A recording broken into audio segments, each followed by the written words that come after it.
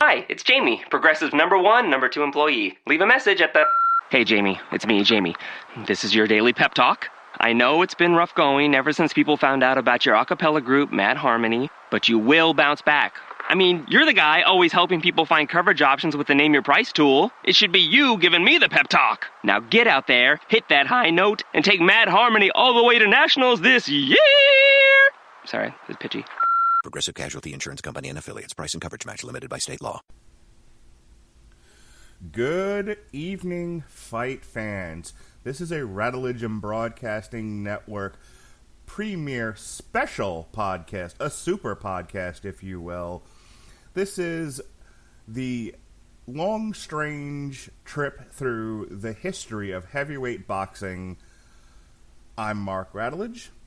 I normally bring you the play-by-play on our alternative commentaries for boxing and UFC matches.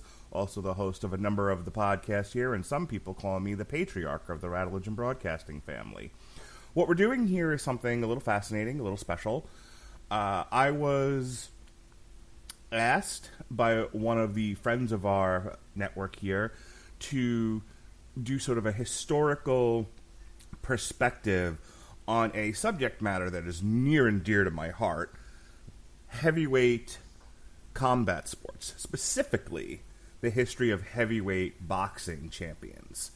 And I thought, well, I've never really done anything like that before here on the Radulich and Broadcasting Network. This seems like it would be fun and a challenge and something new, something we've really never done. We'd usually do straight reviews of things, but I thought, you know what? Let's get out of our comfort zone. Let's do something fun.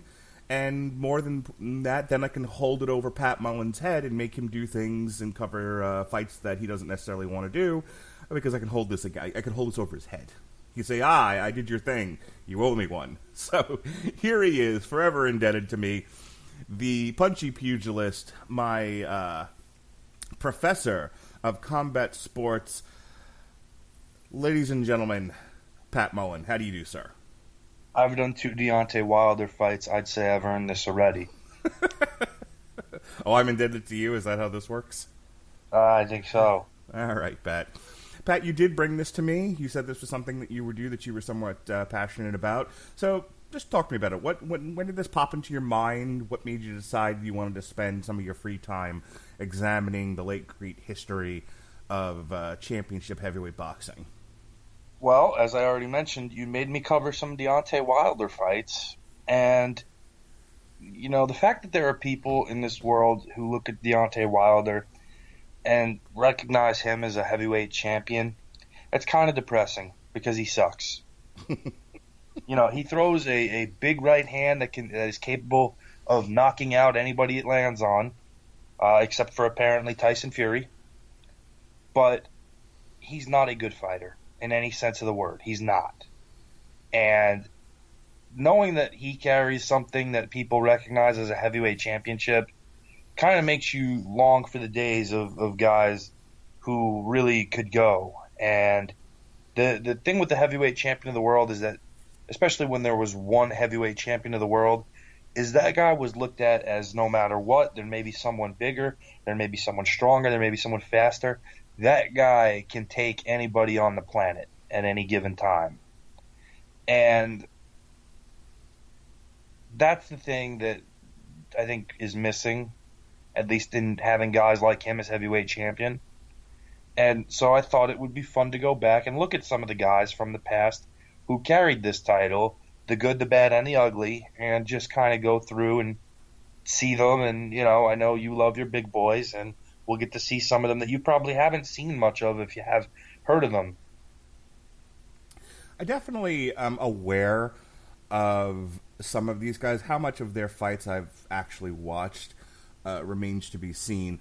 Of course, I'm aware of the big names, Muhammad Ali, formerly Cassius Clay, Joe Louis, Joe Frazier, George Foreman.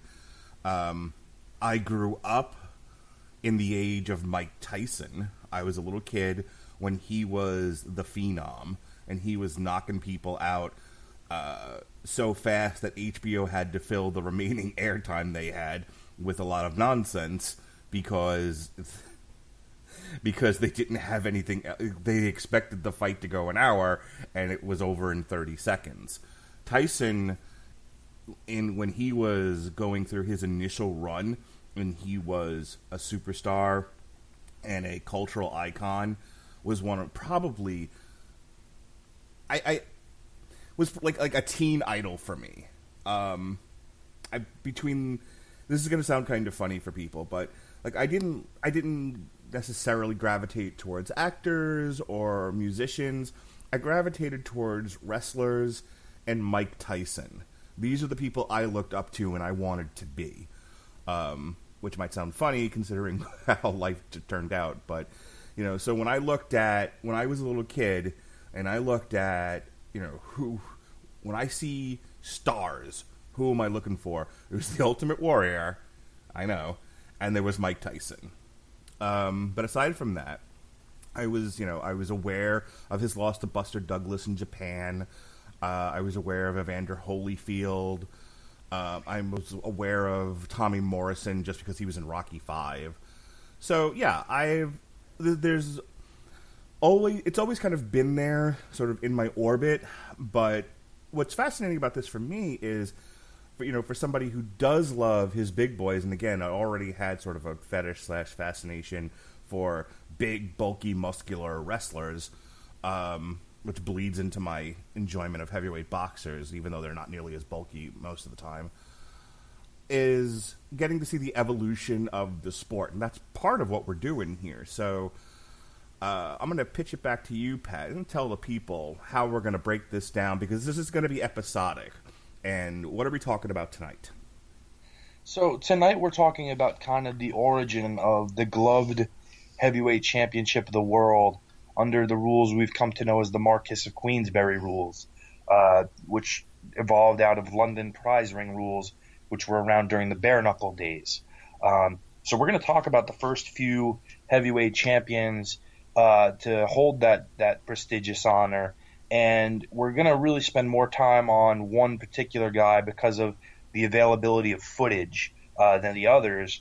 But it'll be fun. We're going to talk about, kind of how it originated, the styles, where things went. And I think you guys will enjoy it. So let's get started. Just to sort of break things down and tell you where our tale begins, I'm going to pitch this out there, and then I'm going to toss the ball over to you to sort of lead this thing. So life begins for the lineal boxing champion, more or less, with John Sullivan defeating Dominic McCaffrey August 29th, 1885. He is recognized, at least according to the Wikipedia page, as the lineal heavyweight champion, John Sullivan is. And then we get to James Corbett, who is recognized as the lineal champion on September 7th, 1892. And that is the first changing of the gloved heavyweight championship of the world, as Sullivan had won John L. Sullivan had won the Bare-Knuckle heavyweight championship of the world, also called the Police Gazette heavyweight championship of the world, because that was the governing body who oversaw the fights.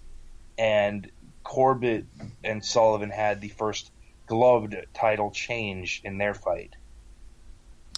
So, the first fight you had me watch in preparation for this was actually the Corbett-Fitzsimmons fight of 1897, which Fitzsimmons won, and that was March 17th, 1897.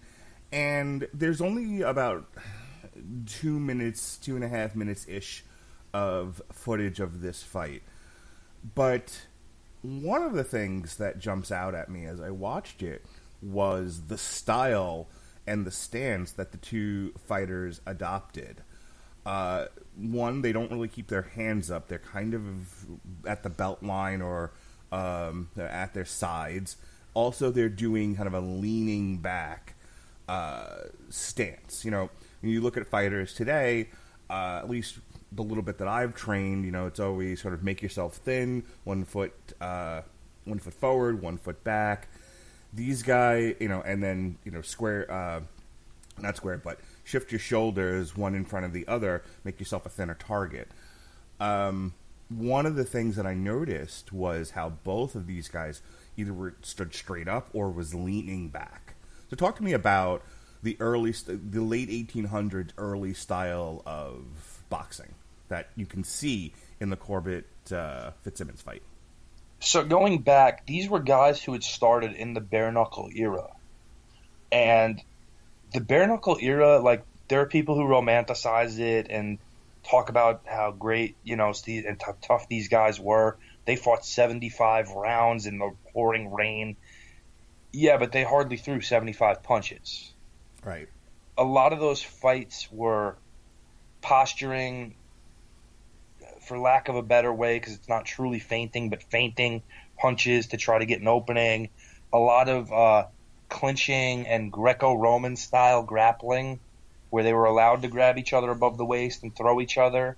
There was some chicanery in terms of biting, short elbows and shoulders.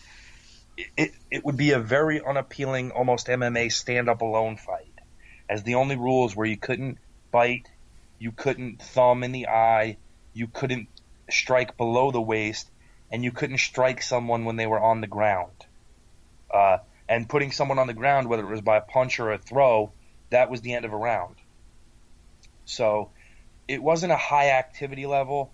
Defense was not a priority, but Corbett is credited with inventing the style of not directly engaging and brawling and relying more on the jab, which is a punch he's credited with not necessarily inventing, but making popular, and using movement to stay away from somebody and make them chase him and follow him, which is largely how he beat Sullivan, who had been the heavyweight champion of the world for 10 years when they did fight, and ultimately Sullivan had grown into his own hype and became an alcoholic, grossly out of shape, had to hire William Muldoon, who was the heavyweight wrestling champion of the time, to help get him back into shape for that fight. And Corbett just made him work the whole fight to chase him. He got tired, and Corbett set up the knockout. Fitzsimmons had actually been the middleweight champion of the world prior to this fight and had moved up in weight and weighed in at a staggering 167 pounds to challenge for the heavyweight championship of the world. Because probably among the other things that stuck out to you about these guys is not only the style, but one, the fact that they almost wore sumo outfits, and two, that they are very small in comparison to what you think of when you think of a heavyweight. Yeah, they looked like they were leaner guys. Like when I think of somebody who looks like a heavyweight, obviously we started this whole thing with Deontay Wilder. Deontay Wilder is also and Tyson Fury for that matter are both skyscrapers. They are tall boys, and they are wide in the shoulders. I mean, Tyson Fury. This is why they WWE. One of the reasons why they brought him in. He looks big. When you see him on camera, you're like, that's a big guy. And some fighters look deceptively smaller or bigger than their weight class denotes, but there are just some guys you look at and go, no, dude, you're huge. And these guys, when I was watching this little bit of footage that's on YouTube, the Corbett Fitzsimmons fight, and then we're going to talk about in a moment the Jeffrey Fitzsimmons fight. Yeah, the first thing I noticed was that they are not wearing shorts as such. They are wearing almost like wrestling trunks. You said some of them look kind of like sumos. I guess they're called wraps, diapers. I'm not really sure what the correct terminology is, but yeah, that was it was a lot of movement, and then it was so funny because I'm watching this and it's like they're moving. There's a lot of circling, and it almost comes across like you mentioned MMA. It very similar to that. There was a lot. They would almost. I couldn't call it clinching because it looked more like wrestling at times. And that's born out of that bare knuckle style. Sure, and that's logical because who wants to take a clean punch to the face? Not to mention the fact that a punch thrown wrong bare knuckle will break your hand. So I get it. I get the self-preservation inherent in that kind of a style. And then these things are over in a flash. Because these guys would get hit, they'd drop, and that was the end of it. And there's a very famous moment in that fight where the knockout happens when Fitzsimmons claims the heavyweight championship, makes history as being the first middleweight champion to claim it, and would also make history one more time by being the first Triple Crown champion because he would move down later in his career and win the light heavyweight championship. But the knockout punch is basically an up jab to Corbett's sternum. And a very famous story behind that where Corbett had been getting the better of Fitzsimmons through this fight. And at a certain point, Fitzsimmons' wife allegedly jumped up and yelled, "Robert, hit him in the slats," which means the sternum, the breadbasket. And he responded with a short, like I said, it's an up jab. It's a jab shot at an upward angle and landed it right at the sternum, which completely knocked the wind out of Corbett, and he just couldn't beat the count. It was fascinating to watch. Let's shift now to Jeffries Fitzsimmons, which takes place in 1889, June 9th, 1889, where Jeffries would take the championship from Fitzsimmons. What can you tell me about this fight, Pat? So Jim Jeffries is basically the first heavyweight who used his size in terms of his style. Jim Jeffries was at his prime about 220 pounds, which for that time frame is huge. And he was a super athlete. He was a high jumper. He was a sprinter. This was a guy who was in incredible shape in his fighting prime.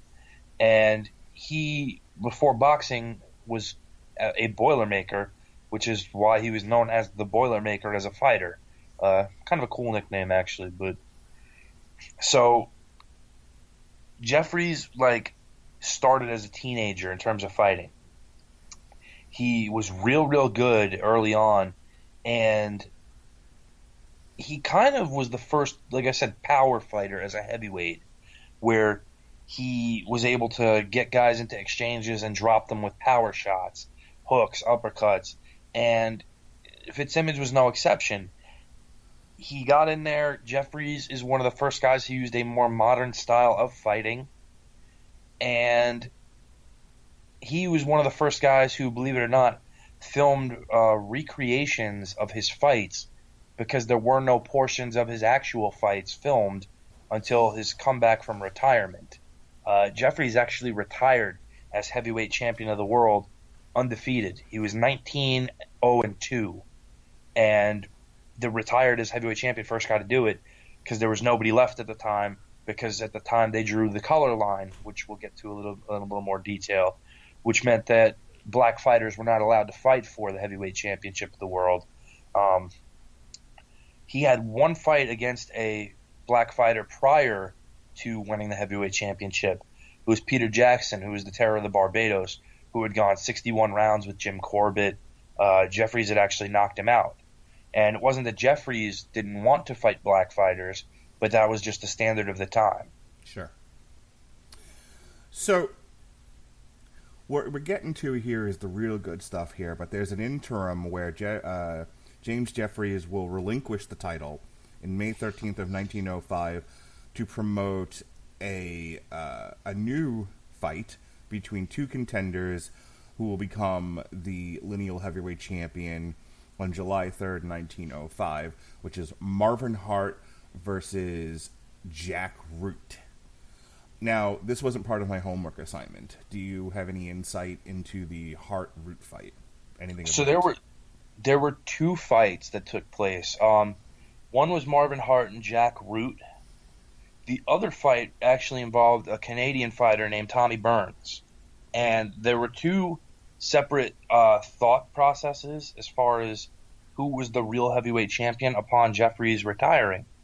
And one of them was thought to be Marvin Hart because Jeffries promoted that fight. Part of it is because Jeffries and Hart were friends and workout partners.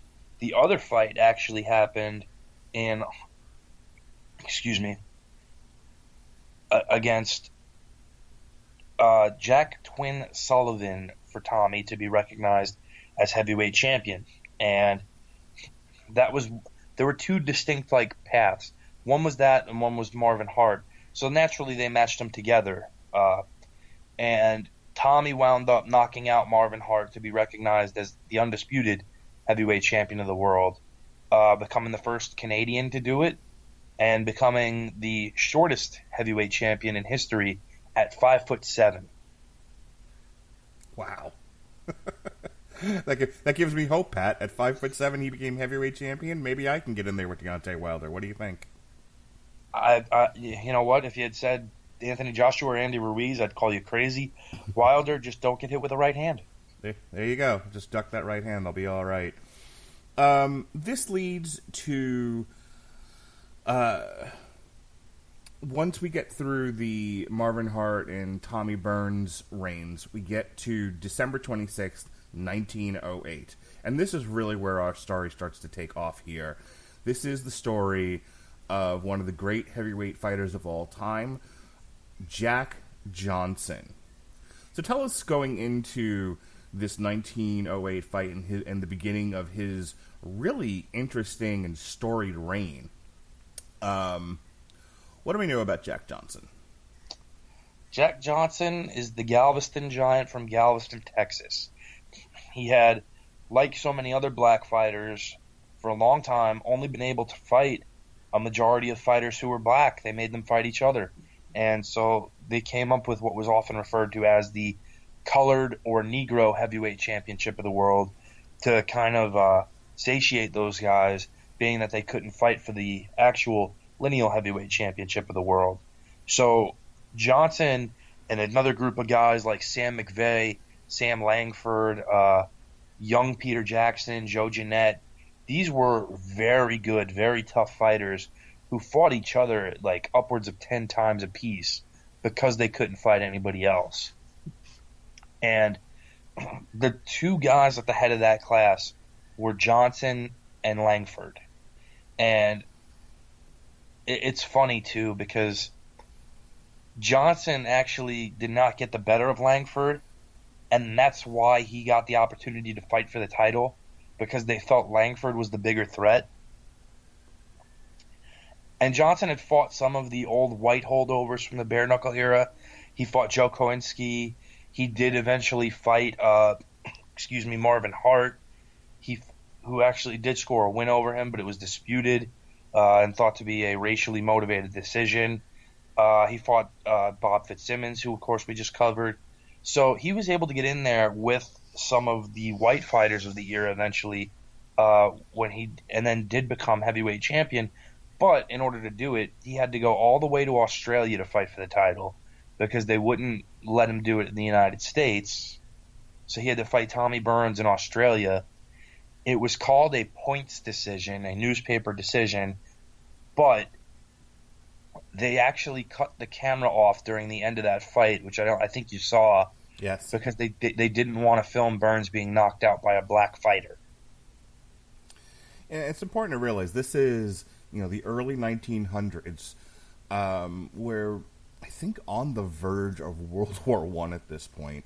Here in the United States, the Civil War may have ended, but the South shall rise again, they would say, for decades to come. There was very much the feeling of separate but equal, black people over here, white people over here. You shall not mix the races. I mean, I don't want to get off on a tangent here, but when you compare what the people who, and this is why they're regarded as heroes, when you see what the people who violated the color line and etched themselves in the annals of history by becoming champions in both the black and the white areas of the world, of the country, they went through the bullshit they had to go through in order to do it, and the forces working against them. It was quite the uphill struggle. I don't want to get too hyperbolic, but no, but Well, let's talk about just this aspect of it. You're talking about Sure. a guy who's recognized as either the best or the second best heavyweight in the world, Mm-hmm. who, in order to fight for that championship, had to go halfway around the world. Sure. And I think part of the issue, at some point in his career, he marries a white gal, which lands, which he doesn't go to prison for many years after the fact, but gets him in trouble with the law because of the twisting of its meaning and application. So you have the Mann Act, which is, essentially don't transport people across state lines. Not people. Don't transport white women Yes. across state lines Right. for immoral purposes. Right, which is this is out of Which he slavery. flaunted. He Yes. flaunted it, as I'm sure I would have if I were him. Sure, and let's call it like it is. This is written for the purposes of stopping slavery, slave transportation, and applied to him because he married a white woman, which was looked upon poorly. Well, and before he married a white woman, he used to take white women all over the place. He did it out of spite, which is tremendous. That's amazing, and now this guy is my hero. So, yeah, when you can knock white people out and piss them off all in the same vein, people are going to work very, very hard against you, as hard as they can, and then you have to work that much harder to just keep your head above the water and maintain a level of success. I get boy, the did bitterness. they try to cut him down. Boy, did they try. Yeah, I get the bitterness that some people carry with them because of that. I really do. I think it goes overboard at times, but it comes from it comes from a very real place. But getting back to the boxing aspect of this, in his first year as champion, so he beats Tommy Burns in Sydney, Australia. He wins the Lineal Heavyweight Championship. Skipping the exhibition fight, he goes to a draw with Jack O'Brien in May of the following year in Philadelphia. He then goes to a decision win against Tony Ross in June. Al Kaufman, another decision in September of 1909. The following month, he KOs Stanley Ketchel. So Go ahead. let's talk about the Stanley Ketchel fight. Okay. Stanley Ketchel at the time is the middleweight champion of the world, the Michigan Assassin, one of the greatest middleweights of all time. He generally always lands in somebody's top five. White America is not happy with Jack Johnson at this point in time, so they want to do anything they can to try to get rid of him. So the Michigan Assassin has been knocking guys out left and right as a middleweight. They think, well, maybe we could work something out here. So under the pretense of an exhibition where Johnson is to carry Ketchel to a decision loss, allegedly Ketchel starts thinking to himself that, this Johnson is not that good. I really think I could get him. I'm tired of this. I'm going to go for it. And so, as you saw in the clips that they showed, Ketchel throws a right hand and drops Johnson during this exhibition. And people get so excited and hyped because this has been just kind of a slow-paced, easy go-through-the-motions fight that they're like, oh, my God, he dropped. And not only did he drop Johnson, he dropped that guy for the largely white crowd. And they're excited because they think something's going to happen. Johnson gets very angry, feels he's been double-crossed. And when Ketchel rushes in, Johnson catches him with a right hand of his own and knocks him completely unconscious. And you see Johnson stand over him and kind of dust his glove with the thumb of his other glove. He dislodged embedded teeth out of his glove. I'm guessing this was the time before mouth guards. Yes, it was. He dislodged embedded teeth out of his glove that belonged to Ketchel because he hit him so hard that Ketchel's teeth were caught in his glove. Oof. It's a bad night at the office. Now, I want to talk a little bit about the structure of these fights, which, by the way, just to give you an idea, because now, the modern fighter maybe fights 2-3 times a year if you're lucky. In MMA 4, you can kind of consider a psycho. No, I haven't seen a boxer yet fight 4 times in a single year that I'm aware of. But 1909 is an interesting year for our heavyweight hero, Jack Johnson. So he fights an exhibition with McLaughlin in March. May, this is now 2 months later, Jack O'Brien. A month later, Tony Ross. 3 months later, Al Kaufman. And he ends the year knocking Ketchel's teeth out a month later. That's 1, 2, 3, 4, 5 fights in 1909. And these rounds, I don't know if you've ever seen, for those listening, the old Bugs Bunny cartoons where he's boxing and it's like round 100, which is an exaggeration. But, the fights we know today are 12 rounds. When I was younger, they went as high as 15 rounds. These are 45 some odd rounds. So Pat, tell me about the round structure, the timing, and how is it that Jack Johnson could fight almost a half a dozen times in a single year? So, in this era, there was no set amount of rounds for a particular fight as mandated by a sanctioning body.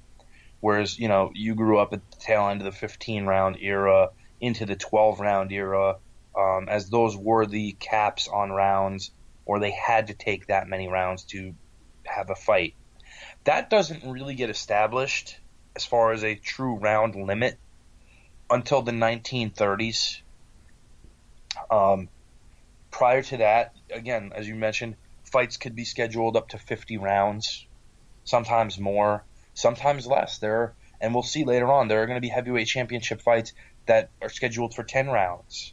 But it all depended on who was negotiating, who was promoting, what the audience demand was. And a lot of times these fights were cut off at a certain point because they felt it was going one way or another, where if both parties agreed to go to however it was scored, it would go to a newspaper decision, it was called, which at one point in time didn't even count as an official decision.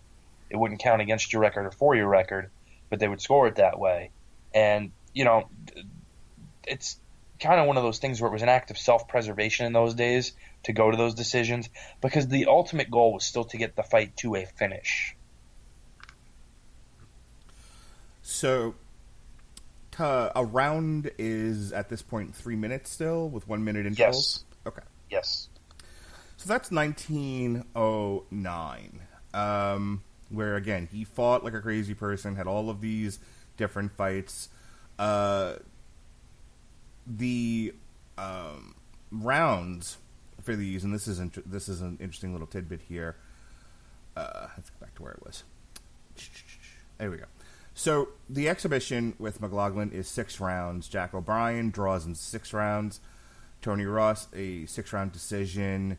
Al Kaufman goes 10 rounds, and Stanley Ketchel gets KO'd in round 12 out of 15. So, no 45 round deals here. The next year, 1910, he has one fight in Reno, Nevada, where he retained against James Jeffries in a TKO in the 15th round out of 45. So let's talk about Johnson Jeffries in 1910, Pat. This is probably the biggest fight in boxing history at the time. There was a lot surrounding Johnson in terms of, and this is where the idea is born of a very famous phrase called the Great White Hope. And basically, they're looking for any which fighter who is white to stop Jack Johnson from being heavyweight champion, because he's beating everybody. And finally, it gets to the point where pleas are made to Jeffries, who had retired on top, to come out of retirement and just end this nightmare once and for all. And Jeffries isn't real interested. He's working as a farmer, enjoying his life, and just kind of taking it easy. Till finally, They throw an absurd amount of money at him, beg him on behalf of the white race to do this, and I don't think Jeffries cared about that part of it. I think he cared about, I'm going to get paid a lot of money, and maybe I can beat this guy. Nobody beat me before. Jeffries is grossly out of shape at the time, and he trains like a madman just to get into shape again, because he's walking around as a fat 250 pounds, not anywhere near his fighting prime. To get into shape, they actually hire him, Jim Corbett, to be in his corner. And Jeffries had fought and knocked out Corbett, and they hated each other. But they have him do it, and it just turns into this, for lack of a better word, circus around this fight. And they promoted on the 4th of July. It's the only fight for Jack Johnson in this year because of all the hoopla around it. And during this fight, Corbett is actually yelling at Johnson, because we talked about style evolution. And I think Johnson is the first guy that you probably saw that we look at here who fights in a more modern style. Absolutely. A lot of the innovation is from him and the great black fighters of that era that we mentioned, Sam Langford, Sam McVeigh, Joe Jeanette. A lot of feinting, head and shoulder fakes, popping a jab, moving laterally, not immediately circling all the way away, but a slight step here, a slight step there, counter punching. A lot of that is born of those guys. And Corbett, who is kind of the father of evasive boxing, is at ringside yelling, "Fight like a man," insert racial epithet here.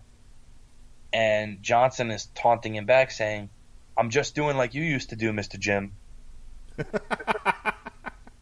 Perfect. And Jeffries, who is one of probably the early examples of a guy giving everything he had to get back into shape and having nothing when he enters the ring, is probably one of the early examples of that, because Johnson handles him pretty well and beats him and knocks him out. And at that point, the hearts of racist white America just sink, because they figured if anybody's going to save them, it's going to be the Boilermaker, the guy who'd never been bested, and he just is given a beating. So he does. Now, it's the only fight of that year, and then there's a 2-year hiatus. In fact, he doesn't fight. He fights 2 years to the day, 2 years later in 1912, in Las Vegas, New Mexico, not to be confused with Las Vegas, Nevada, against Jim Flynn. Why the 2-year layoff? A lot of it has to do with, one, a lack of worthy opposition, and Johnson is not allowed to defend the heavyweight championship against any other black fighters, with one exception. They were going to schedule a fight outside of the U.S. with Sam Langford. Johnson's response to the idea of fighting Sam Langford was, "No, I'm too pretty to fight Sam Langford." Because Langford, who fought all the way from lightweight to heavyweight, is among probably the 5 best pound-for-pound fighters ever. And really somebody that they just did not want to ever fight for that belt. And that included other colored fighters, because of those guys that we mentioned, Langford was just unbelievable. The fact that he was able to beat Johnson multiple times, the fact that he was seen as such a threat across every division, he was a phenom, and I wish more footage existed of him. But that was going to be the only time. And after the Johnson-Jeffries fight, you had race riots happening all over the country. Literally all over the country. There were incidences where you had registered 25 states with riots, and there were at least 20 deaths from them. So you had a lot of censorship happening at that time, where a lot of the states banned showing the film of the Johnson-Jeffries fight, Teddy Roosevelt, who was a huge fan and boxed all the time, wrote an article in the Outlook in which he supported not just moving picture bans on fights, but almost wanted to ban boxing because of all the crookedness and gambling that kind of came around that, and he felt it violated the sport and what it stood for. So it was really one of those things where Johnson didn't want to fight Sam Langford. He didn't want to fight any other black fighters because he felt it wasn't worth any money to him. He thought he could make more money fighting white fighters. And when he finally does agree to fight Langford, he wanted Langford to come up with $30,000 for a guarantee to fight in Paris. Go. So he refuses to fight Langford because Langford can't come up with that $30,000. And Joe Jeanette and a lot of African-American fighters were very critical of Johnson, not necessarily calling him an Uncle Tom, but the line that Joe Jeanette actually had printed was, "Jack forgot about his old friends after he became champ and drew the line against his own people." And that's an often overlooked part of Johnson as heavyweight champion, and one that a lot of people don't like to bring up because of that.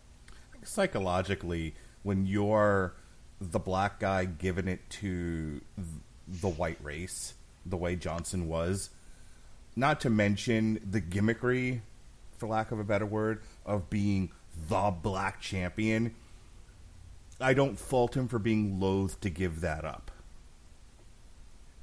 No, but he was criticized because when he finally did fight a black fighter, he fought Jim Johnson, who had already lost to Langford, had lost to McVeigh, and fought Joe Jeanette 4 times in the span of a year and lost all 4 times. It should be noted here that we often criticize modern boxing for, Tyson Fury doesn't want to fight that guy, and this guy doesn't want to fight that guy, and, you failed the drug test once upon a time, so you're a cheater, and I don't want to fight you, and there are 900 belts, and nobody wants to fight each other. It's good to know that in 1913 this was still happening. This is a tale as old as time, not a recent, not a recent thing among the modern fighters. And a lot of people thought that the fight he had with Johnson was a work because neither guy was giving much of an effort. A lot of thought was taken as why he chose Johnson, and it seems like that's why. Johnson was also from the same hometown, Galveston, Texas. They really weren't going in for the kill at any point. The write-up for it said that neither guy was putting up a fight, and the crowd got pretty unruly over it. So it was declared a draw after 10 rounds. And Johnson tried to say that, I'd hurt my arm prior to the fight, so I couldn't really do anything. And it is what it is. Johnson at this point was more about living the high life and having fun and doing so outside of the United States where he couldn't be prosecuted. Because following the fight with Jim Jeffries, he takes one more fight in the U.S. 2 years later against fireman Jim Flynn, which ended in a DQ because it was broken up fairly quickly.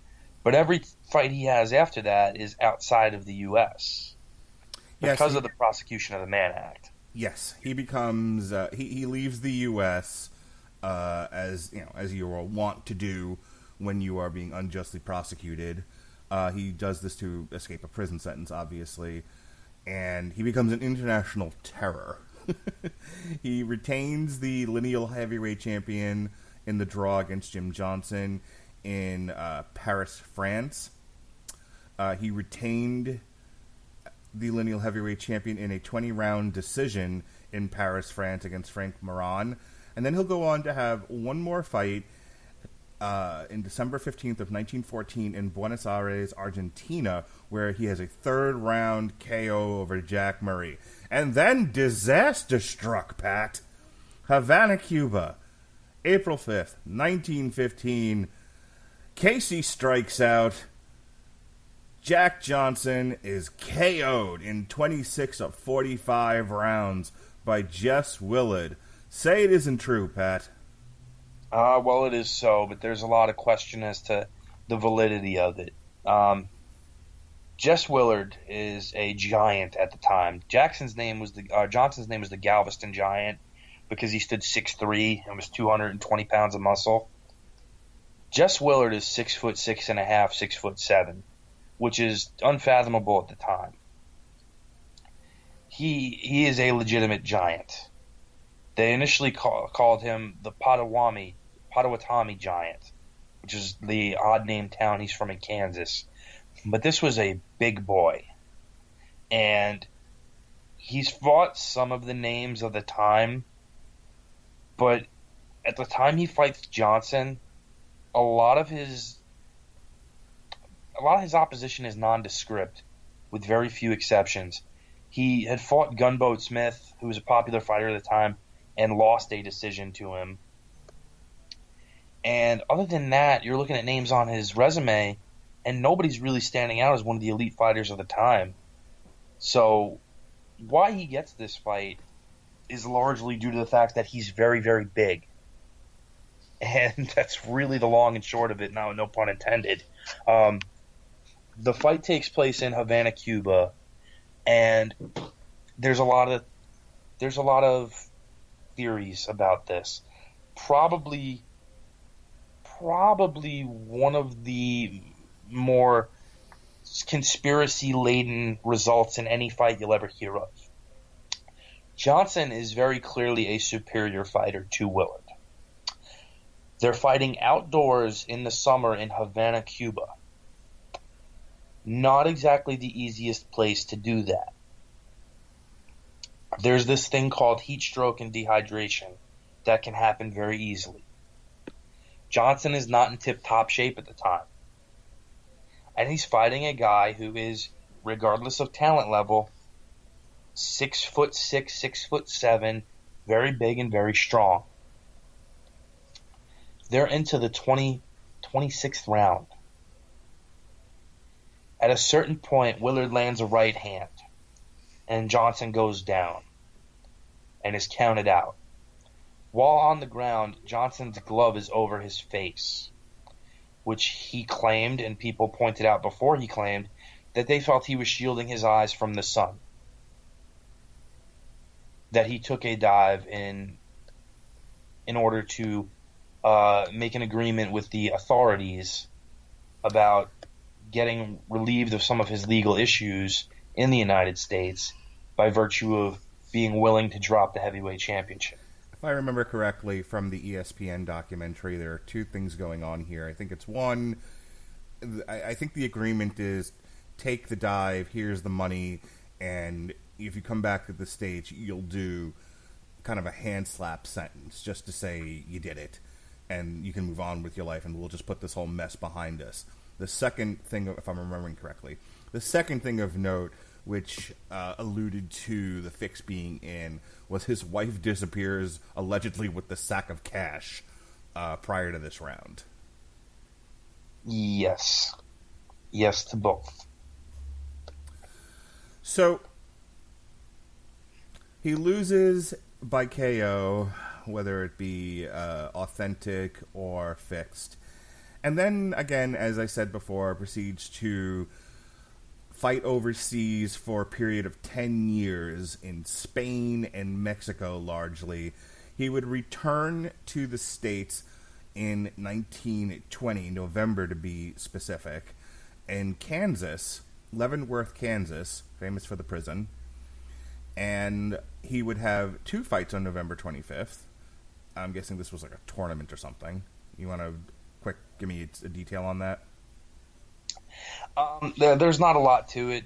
He has these fights after his little slap on the wrist time. A lot of it's not verifiable, which is interesting. Yeah, because I'm saying they're listing two fights on the same date here. Frank Owens, who he KOs in six rounds, on November 25th, 1920.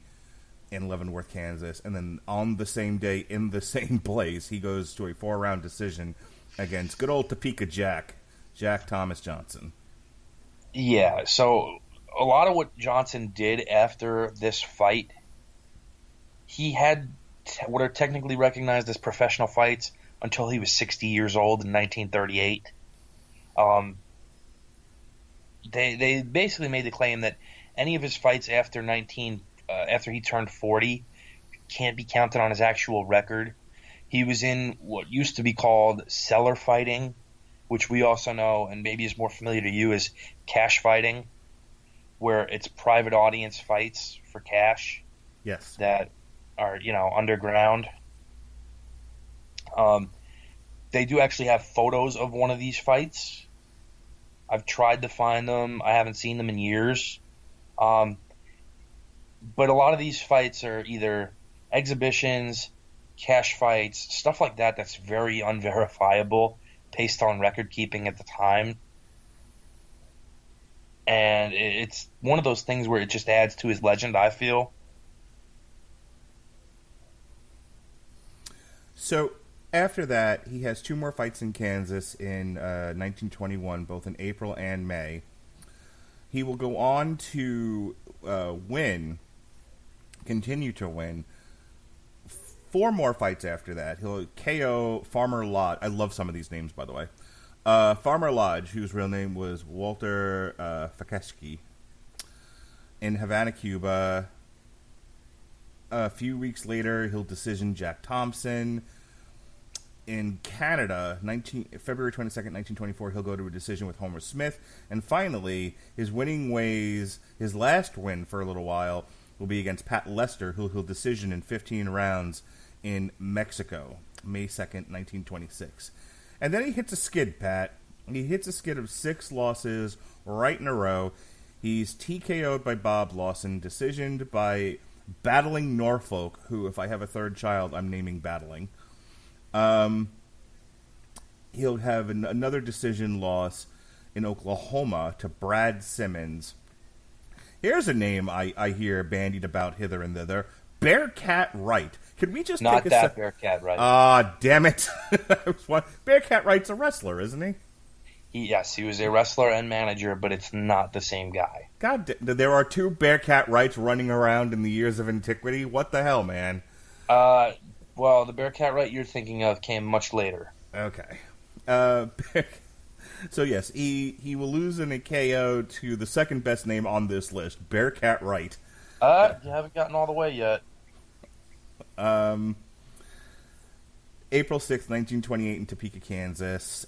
He'll lose a TKO, 6 of 10 rounds in Kansas City, Missouri, to Bill Hartwell. He will... Not the name I was talking about. I got it. He'll get a decision in 1930, lose a decision in 1931, and then be KO'd in the second round against... sorry, I take that back. He will lose a decision to Brad Simmons, and then they'll have a rematch where he'll return to his winning ways. He KOs Brad Simmons in round 2. And for a lot of people, that's the last verifiable fight that he officially had, even though, on record, there are fights that go till 1938. However, he did make one verifiable fight that's not on the record you looked at. He fought a guy making his debut by the name of Roughhouse Wilson. Perfect. And I feel if you're going to name Battling, his middle name should be Roughhouse. Yes, Battling Roughhouse Radulich. I'm going to go wake my wife up and tell her right now, you stay right here. As a matter of fact, let's finish the podcast, then I'll tell her. As far as this list goes, as I said, he will defeat Brad Simmons by KO in 1931. He'll KO Dick Anderson in round 3 in 1932. And then his last official fight on this list, not an exhibition, he will lose to Walter Price by KO in 1938 in Boston, Massachusetts. What Jack Johnson brought to the world of boxing cannot be denied, Pat. Let's sum this up for the people tell them what is the lasting legacy other than the largely racial stuff, which is obviously important. Kind of the Jackie Robinson of boxing. I would tell you, let's talk about in terms of the modern fighter, the modern boxing fight. What is Jack Johnson's boxing legacy? I think he, in terms of the heavyweight division, is responsible for a lot of what you'll see later on from guys like Muhammad Ali, just stylistically. Again, we talked about it a little bit earlier, but he is very much a virtuoso compared to the very straightforward, come-ahead style of the time. Johnson, again, the footwork, the athletic ability, the thought process behind what he's doing with his jab, with his feints, with his movement, with his combinations of punches, really is one of the innovators of the modern style. And I think in terms of what he did in the ring, that is probably his biggest contribution to what we'll see happen. Because, again, when you have Ali citing you as one of the inspirations for what he did, Ali said his two biggest inspirations were Sugar Ray Robinson and Jack Johnson. And, of course, Ali's personality and the character he portrayed, there's a lot of Johnson in there. But I think stylistically, he tried to do things he saw Johnson do and improve upon them for the time he was fighting in. And I think a lot of guys tried to carry that same stylistically with them. We'll see guys like Joe Walcott, Ezra Charles. They do a lot of the things that Johnson started doing. Here's something of note. If you're interested in a cinematic version of this, I was just reading this as you were talking on Wikipedia. Where'd it go? Johnson's story is the basis of the play and the subsequent 1970 movie The Great White Hope, starring James Earl Jones as Johnson, known as Jack Jefferson in the movie, and Jane Alexander is his love interest. Both Jones and Alexander were nominated for Oscars. This apparently was once on a Netflix DVD, but I was just looking. I can't see where it's streaming anywhere, which is sort of frustrating. But if you're in, I'm shocked you never saw this. Yeah, no, I mean, a lot of this I'm just kind of learning for the first time, so I'm interested now. I got to see where I can find this movie at. But if you're in for a laugh, you could also check out The Great White Hype, which is hilarious, by the way. It's also the most accurate boxing movie ever made. The Great White Hype? Yes. Yeah, it's one of my favorites. All right, Pat. This is Chapter 1 of the long, strange trip through heavyweight boxing history. Chapter 2. Patrick Dempsey? No, that would be when we discuss Can't Buy Me Love. Jack Dempsey. There you go. I was just messing with you. Bang, bang. Chapter 2, Jack Dempsey, right? Yes, indeed. We will look at the career of the Manasseh Mauler, at one point in time, the biggest sporting hero of the 1920s, even more so than a guy named George Herman Ruth. A lot of things that go on in the Dempsey era, innovations, rule changes. Dempsey himself is a fascinating study. All right. So we'll get that on the calendar, and we'll bring it to you as soon as we can. The hope is to do these every other week, once a month or so, between his busy schedule and my busy schedule. So Chapter 2, look for it soon. Jack Dempsey in the long, strange trip through heavyweight boxing. Pat, you and I and Robert Winfrey just did, speaking of long, strange trips, we got ourselves in trouble with this. I don't know if you know that. But we caught some flack for saying Luis Ortiz took a dive in the 7th round against Deontay Wilder. Oh, yeah? Who did we catch flack from? We caught flack from Twitter is what happened. So here's the thing. When a guy gets hit and he's capable of getting up and he doesn't want to, that means he's intentionally trying to lose. That's what taking a dive is. So my sort of defense, my Twitter defense of that was at the angle that we initially saw it at. One, it looked like the punch was entirely blocked. When they changed, even Robert Winfrey, who's usually got a very sharp eye for these things, it looked questionable. When they changed the angle, and we're like, oh, It grazed the glove, but caught him square between the eyes and above the bridge of his nose. Like, okay. And then, of course, he looked cross-eyed. You know, there's that shot of him floating around on Twitter now where he's on the ground looking cross-eyed. So, whatever. I'll own it, but I'm not going to sit here and throw myself on the tender mercies of Twitter over it. You know what I mean, Pat? Yeah, Twitter's full of morons anyway, so there's that. There is that. So anyway, that was Deontay Wilder, Luis Ortiz 2, which is now in our archives. Pat, the whole point of me bringing that up was, what are you doing with yourself? Have you got any more podcasts coming up? No. Fantastic. Anything you want to plug? No. Perfect. So check out, as I said, our archive of Deontay Wilder, Luis Ortiz 2. We've got some more boxing coming up this weekend. Hopefully we'll have John War back from Boxing and Brews. We've also got Survivor Series reviews coming up and NXT War Games reviews coming up this Tuesday, and a pair of shows dedicated to the Wu-Tang Clan. We've got Wu-Tang, an American Saga, and Wu-Tang, Enter the Wu-Tang 36 Chambers. Check out our reviews of The Boys, Volume 1, The Name of the Game, DMU Hollywood, Ford vs. Ferrari, Dragon Force, Extreme Power Metal, She-Ra Season 4 with the owner of Honeysuckle Rose Creations, Alexis Haina, and finally our TV party review for The Boys Season 1, brought to you by Amazon Prime. I want to thank Pat for cracking open this book of heavyweight boxing history. We'll see you soon. Be well, be safe, and behave. Welcome to Four Scores, a new podcast series hosted by Variety's John Burlingame. Four Scores will take listeners on a magical journey into the world of film and television composers. Listen wherever you hear your favorite podcasts. It's decorating with Duncan. Hey, your desk looks great. Really festive with all the decorations. Oh, thanks. Yeah, this Dunkin' Peppermint Mocha Latte gave me a little pick-me-up, and I decided to go for it. Whoa, you even lined your desk drawers with musical lights? Yep, and look what's inside. A Dunkin' Gingerbread S'mores Latte for you. Get holiday in at Dunkin' with a $2 medium latte, cappuccino, or Americano from 2 to 6 p.m. The holidays run on Dunkin'. Price and participation may vary. Limited time offer.